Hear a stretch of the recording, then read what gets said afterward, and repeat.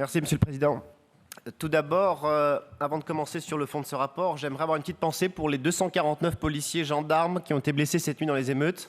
En tant qu'élu de la République, je pense qu'on ne peut pas traiter de sujet dans notre Assemblée en ignorant qu'à l'extérieur, on a une France divisée, fracturée, en perte de confiance et à feu et à sang. J'aimerais donc, sans aucune prétention, que nous puissions applaudir nos fonctionnaires de police, nos militaires de la gendarmerie, nos pompiers, nos fonctionnaires territoriaux qui sont aujourd'hui sur le qui-vive.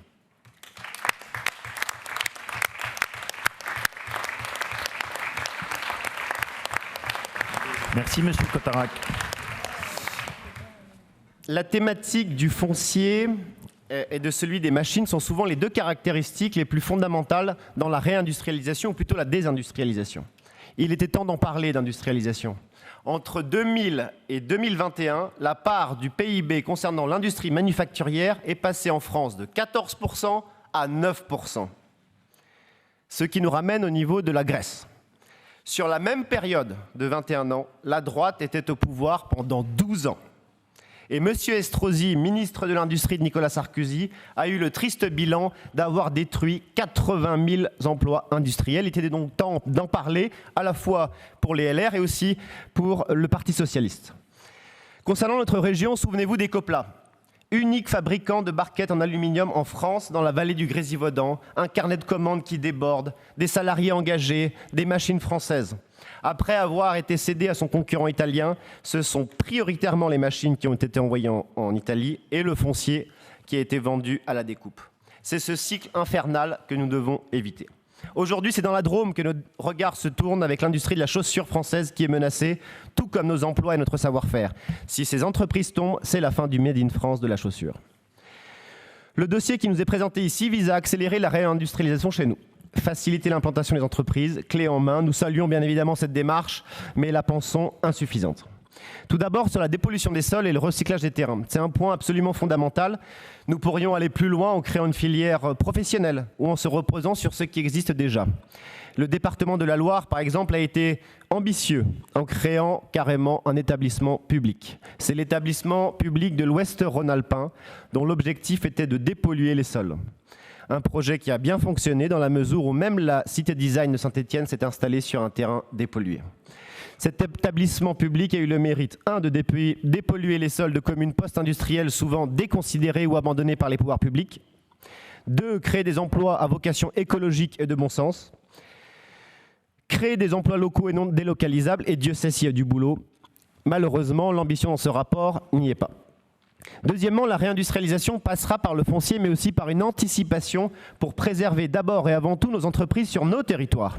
En 2022, la France aura vu un record de défaillance d'entreprises dans notre pays avec 42 000 entreprises qui ont mis la clé sous la porte, soit 50% d'augmentation par rapport à 2021. Les victimes sont principalement les TPE et désormais les PME qui voient plus 78% de faillites. 3 motifs, les factures énergétiques, puisque le modèle européen de l'énergie que vous avez mis en place avec les amis de Mme Belkacem à Bruxelles, indexant le prix du gaz sur celui de l'électricité, s'avère être une absurdité totale reconnue par tous. Avant le foncier, la priorité pour la réindustrialisation, c'est un prix de l'énergie attractif et régulier. Le RN propose depuis des mois de décorréler le prix du gaz et de l'électricité. 2, les prêts garantis par l'État. Je pense qu'on entre dans une phase critique où l'État s'est endetté à l'extérieur avec l'Union européenne et son plan de relance, et aussi à l'intérieur avec les PGE. Durant la crise du Covid, je vous avais proposé à vous et à l'agence Auvergne-Rhône-Alpes Entreprises d'identifier les entreprises fantômes, donc d'anticiper les prochaines faillites. Ces entreprises qui survivaient des aides Covid, mais dont tout le monde savait qu'elles mettraient la clé sous la porte. Nous aurions pu les accompagner.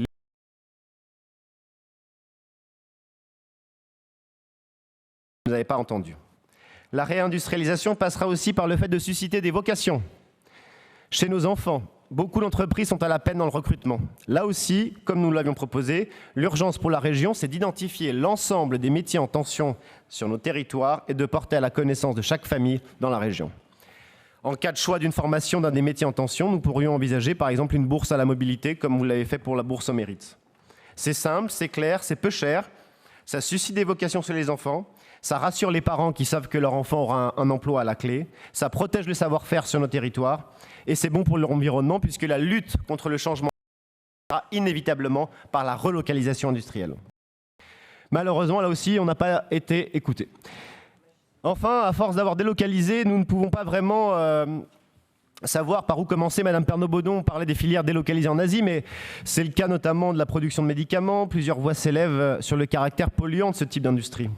Vous avez expliqué que le sujet de la réindustrialisation n'était pas local, national, mais européen. Le problème, c'est que les 3/4 de nos délocalisations sont faites au sein même de l'Union européenne.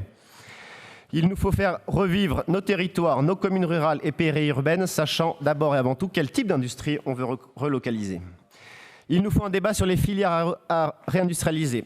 Pas simplement leur proposer du foncier. Réindustrialiser pourquoi, pour qui, pour répondre à quels besoins, pour quelle économie du futur, quels emplois, quelles filières, quelle formation. Nous ne sommes pas opposés sur le fond de ce sujet, nous y sommes même favorables, mais nous nous abstiendrons en attendant de discuter véritablement de la stratégie mise en place sur nos relocalisations. Tout n'est pas une question de classement, Madame la Vice-présidente, ou de se faire rattraper par d'autres régions. La question, c'est quelle industrie relocaliser, quel emploi à développer, quelle formation, quel avenir et quels besoins pour nos populations. Je vous remercie. Merci, Monsieur.